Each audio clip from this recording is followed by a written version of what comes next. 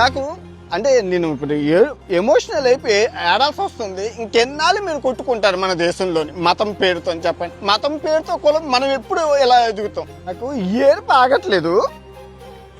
మీరు ఇంకా చెప్తున్నాను, మన యువతకి మనకి ఇప్పుడు రోబోలు అన్ని జాబ్లు తీసుకెళ్ళిపోయి జెన్జీ ఆల్ఫా మా తరం ఎలాగో అయిపోయింది. మేము ఎలాగో సంకనాకిపోయాం, అయిపోయింది మా తరం.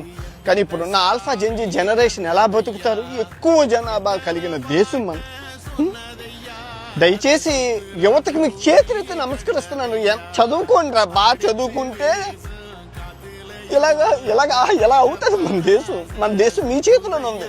దయచేసి మతం కోసం కులం కోసం కొట్టుకొని సావకండి. మీకు చేతులైతే దండం పెడతాను. ఒక బ్రదర్గా చెప్తున్నాను, దేశం సర్వనాశనం చేస్తున్నారు ఈ నా కొడుకులు అందరూ కలిపి మతం పేరుతో కులం పేరుతో. ఈ రోబోలన్నీ చూసాక ఆ రోబో టాక్సీ జాబులు పోయాయి, రోబో రెస్టారెంట్లు పోయాయి, హెలికాప్టర్లు కూడా వెళ్తాయి. ఈ దేశంలో 100 సంవత్సరాల ముందు ఉన్నారు. మీరు ఎక్కడ ఉన్నారు?